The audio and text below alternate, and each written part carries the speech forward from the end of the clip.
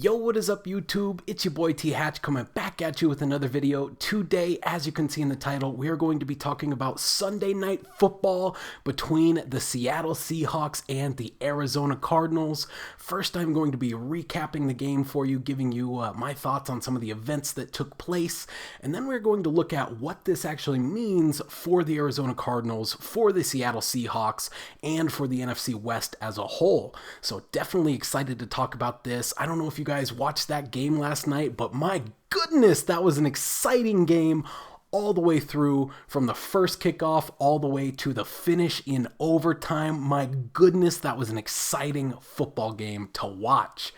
So to recap this game, Kyler Murray and the Arizona Cardinals were able to battle from behind in overtime to beat the Seattle Seahawks in Sunday Night Football 37-34. Kyler and the Cardinals played the entire game from behind, never grabbing hold of the lead until the game-winning field goal in overtime. Battled from behind the entire game. So what I like to say on this one is short stuff made great stuff, as Kyler Murray and Russell Wilson worked miracles to keep their team in the game. This is the first game in NFL history where both quarterbacks threw for 300-plus yards and ran for 50-plus yards. Each Kyler Murray and Russell Wilson accomplished that on the same night in this game, and oh boy, it was so exciting to watch. So first I want to talk about Russell Wilson and some of the things that he did, and this is coming to mind now, so I'm going to mention it. I am a Cardinals fan, so I think you ought to know that. I don't think it's necessarily going to change my opinion or perception of this game, but you ought to know that up front regardless. But talking about Russell Wilson, I think Russell Wilson displayed incredible accuracy and timing on his deep balls, finding Tyler Lockett on a number of those throws that only escaped Patrick Peterson's grasp by a matter of inches, and in some cases, seemingly only 1 inch. So Russell was on his game with the accuracy. Three of those throws actually would find Lockett in the end zone. So Wilson threw 3 TDs this game, all to Tyler Lockett.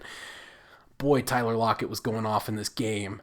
Don't have this in my notes, but I would be remiss if I didn't mention DK Metcalf, because my goodness, did you guys see him run down Budda Baker? I can't show you the film because for copyright reasons, but definitely go look up that highlight. The Budda Baker interception, almost a pick six, stopped by DK Metcalf at, I think, something like the 5-yard line, pretty close to it.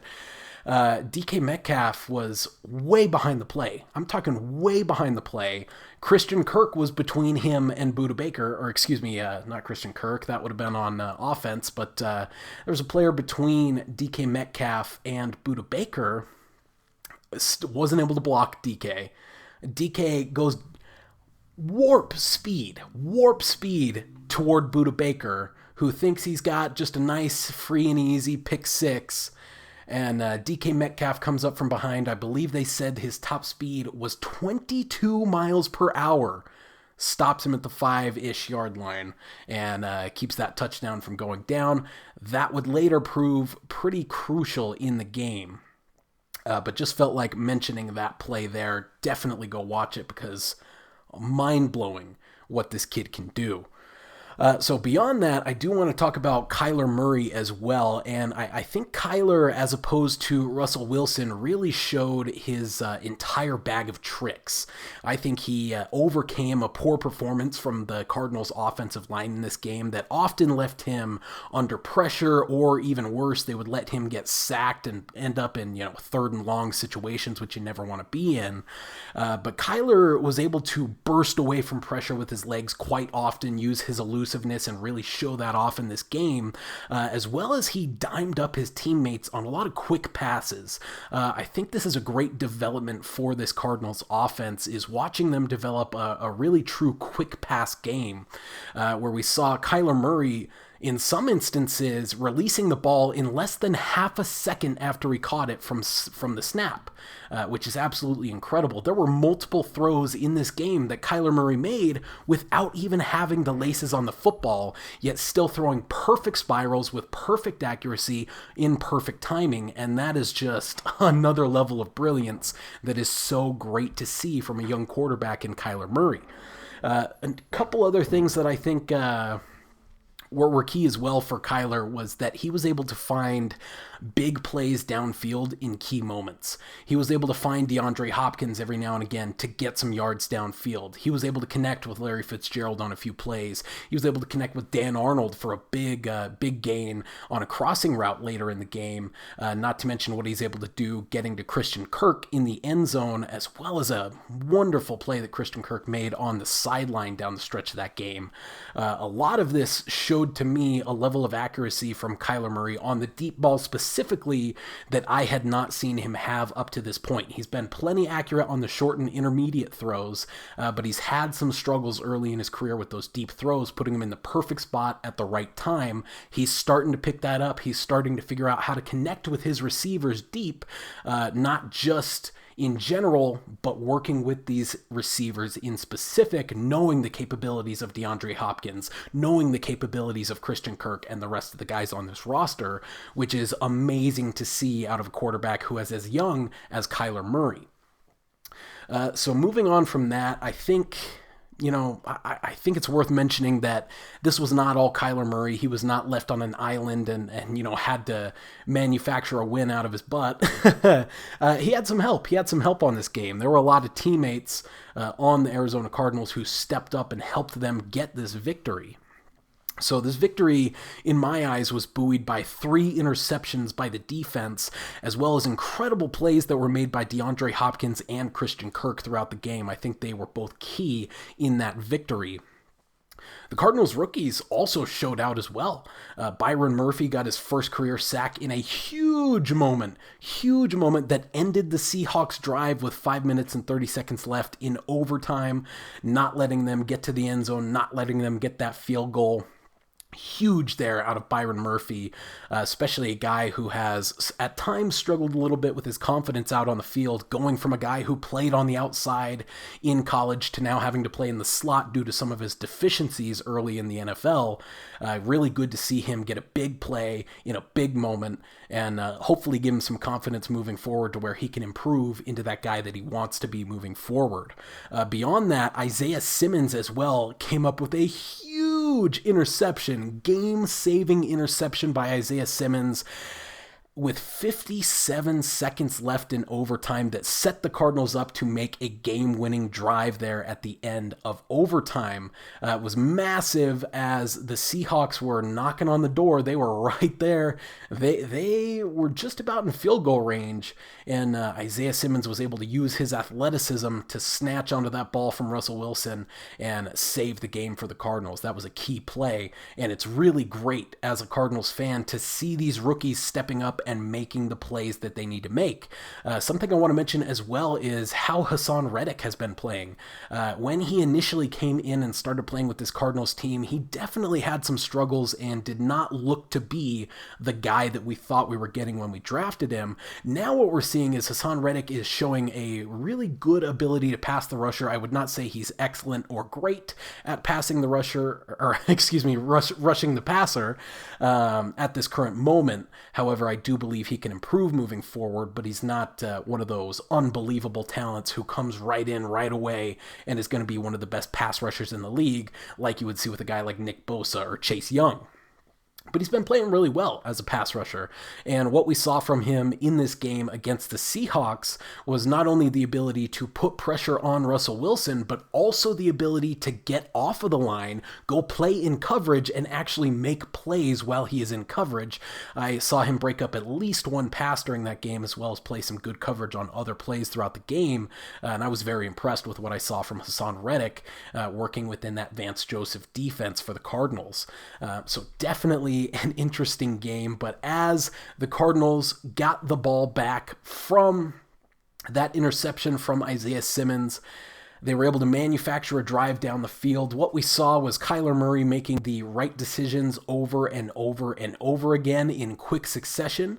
And something I loved to see as well was the synergy between him and between Kyler Murray and Larry Fitzgerald as leaders on this Cardinals team. Because what we saw out there on offense was Kyler Murray was commanding the offense, getting them set, calling the plays, making the best decisions, whereas Larry Fitzgerald was not going to let too much time run off of that clock. After every single play, Larry Fitzgerald was sprinting over to the ball, snatched it up from whoever had it, took it straight to the center, got the ball set so that they could spike it or run another play. That was massive during that drive to conserve that 57 seconds as the Cardinals had no more timeouts left. The Cardinals were able to drive all the way down, get a spike with 2 seconds left on the clock, and Zane Gonzalez, thank goodness, was able to hit this one for the win for the Cardinals.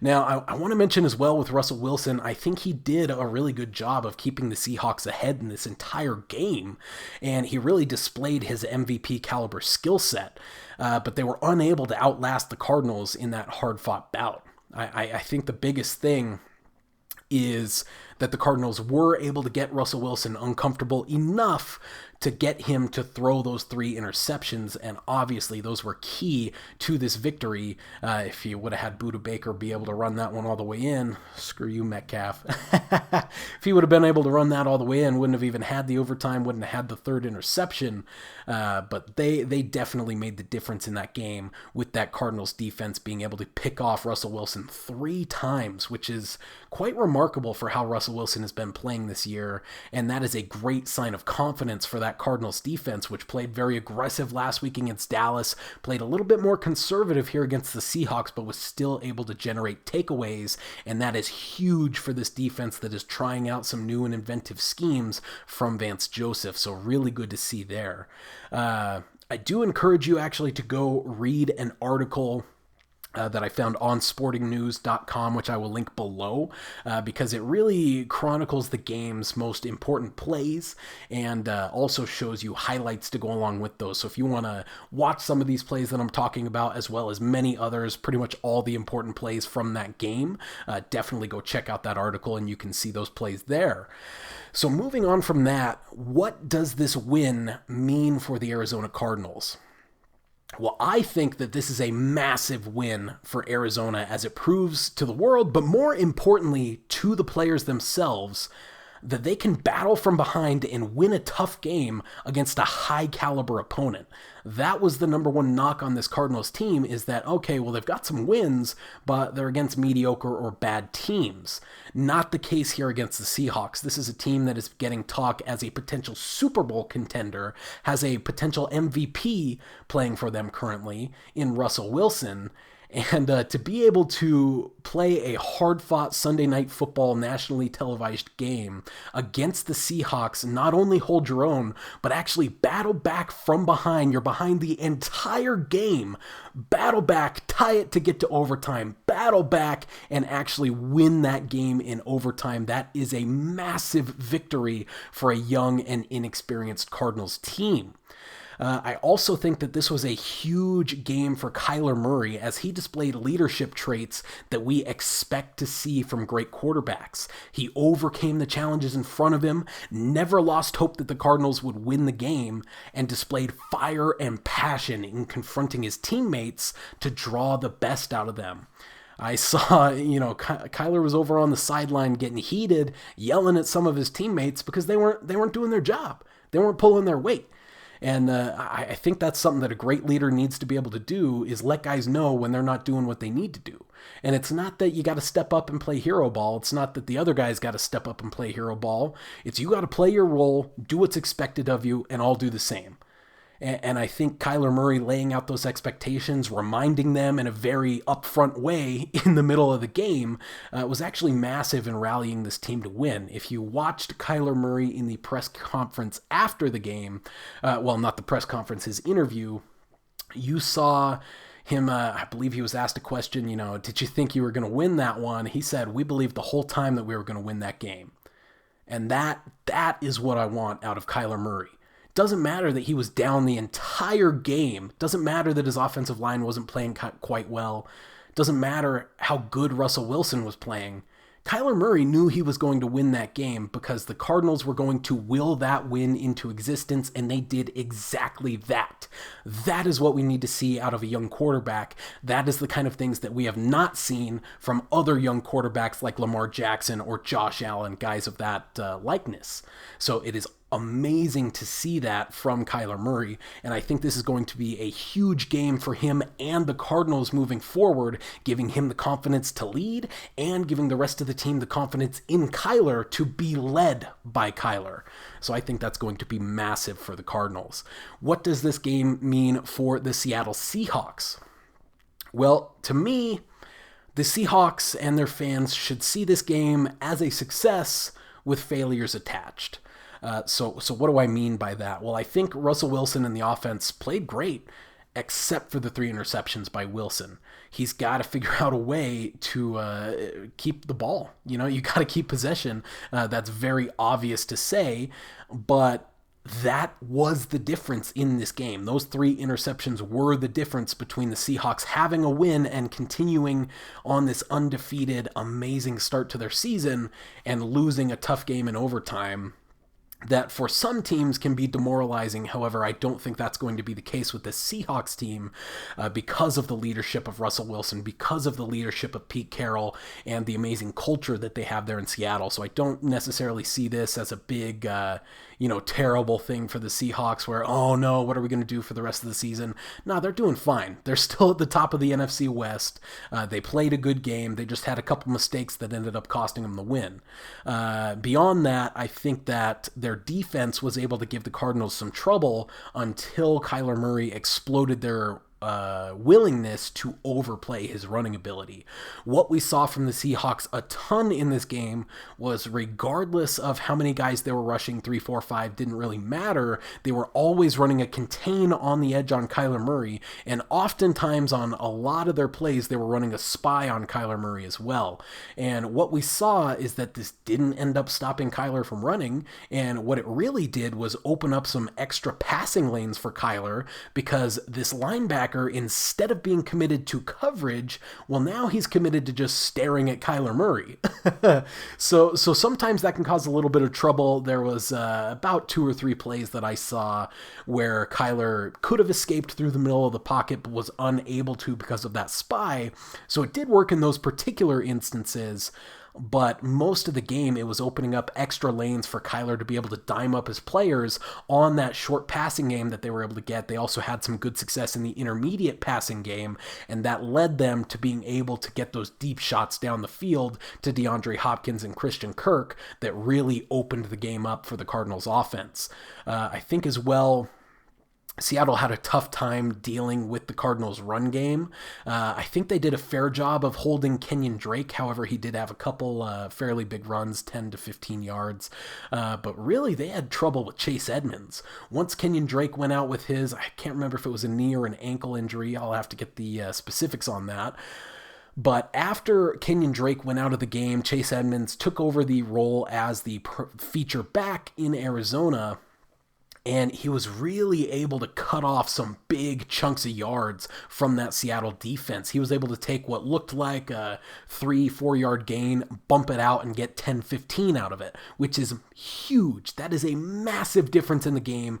I counted at least 2 first downs that Chase Edmonds came up with big time down the stretch for the Cardinals. So that was really massive for them, getting that production out of Chase Edmonds, which is a very good thing for the Cardinals to see, considering that you don't really expect to get production like that out of your second string running back.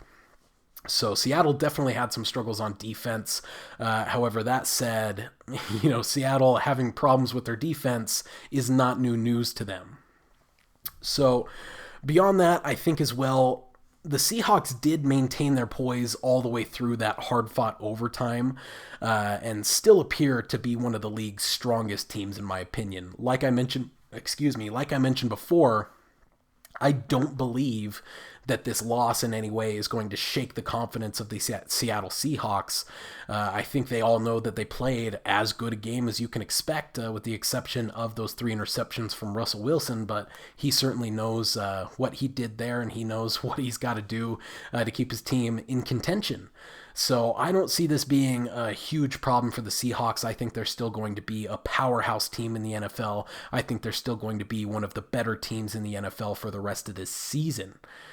So that sums up my thoughts on what this means for the Seahawks. I'm going to grab a quick drink of water before we get on to what this means for the NFC West.